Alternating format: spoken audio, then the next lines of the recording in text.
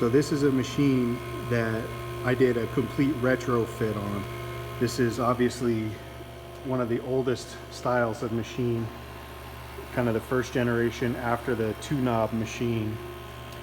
And I have retrofit it with all new electronics. So this is the mechanical relays from the generation before the Pro models. So we've got the new touch screen. I put in a new USB board and a new relay control board. Put in a new epoxy harness, and then replace the pigtail on the back of the rack, so it's all the new stuff with the nice Deutsche plugs. And you can see the reason for the video here is the machine comes from the factory offset to 50. This is the default setting, and it's showing 329 MT, which is great. That's good. It's not, you know, as good as we'd like, but when we come over here with a calibration gauge, we can see that it's actually down at 230.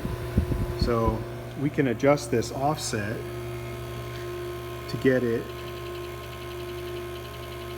to be more reflective of what's actually going on there. I'm going to take it all the way down to 0 and see what that does.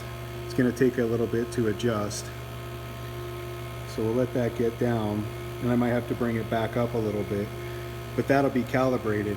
And this is an old model, but the owner of this has invested in the new electronics package and then also a refurbished pump. So they're getting great performance with a basically new pump with a warranty. And then this person's local to me, so I'll warranty the work I've done here with the retrofit. So what are we sitting at? 278 now on the MT and 228 here. So we're going to bring this down even further.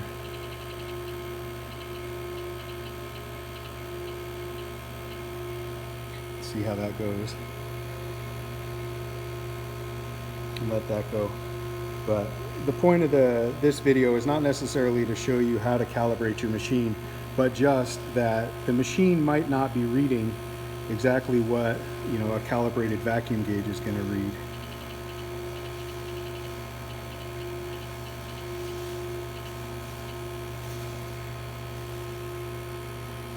So now we're matching. So this shows 226 MTs, and it's still going down at a rate of -2 per minute. So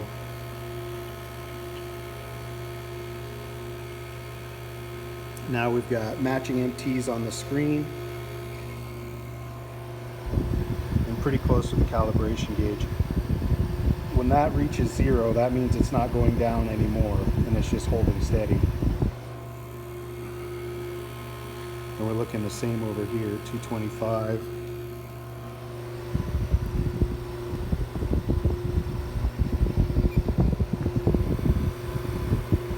So that shuts off automatically after a while.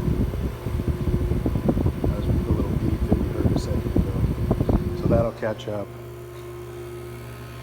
But just because your screen says a certain MT doesn't mean you need to go and wrap your hoses with a bunch of ugly silicone and go and do the epoxy plug. Now, prior to meeting me, this owner had gone through and done a bunch of leak sealing with, I'm not quite sure what, but you can see here when I installed the new epoxy plug, I just put it in with regular Teflon tape, and then when I put in my little calibration plug, I just put some Teflon tape on there. There's nothing, you know, unusual about this. This is just off-the-shelf stuff. You know, they've gone through and they've done this coating of whatever sort this is. This is some sort of rubberized coating, which seems to be working fine, but I would not recommend doing that. Most of the time you can get away with not having to do anything like that. Just make sure that your connections here are Teflon well and clean. And then the same thing with any connections back here. Anytime I do a vacuum leak repair for customers, it's almost always just the Teflon has been pushed from the end up, and there's no thread sealing going on in the in the area where the threads are actually engaging. So don't overdo it with the Teflon, but put, you know, 4 or 5 wraps on there and then tighten the snot out of it and it'll be fine. So 222 MT on an old machine with a refurbished pump, and it's calibrated pretty darn close. So we're gonna call this a success. I've got to get one more thing for this for it to be perfect. I've got to add an additional thermistor that I'll put over here to get room temperature. So that'll just connect down in there. That'll connect down here at that plug, and that'll be put up here to get room temperature, and that'll fix that display. But other than that, we're going to call this retrofit a success.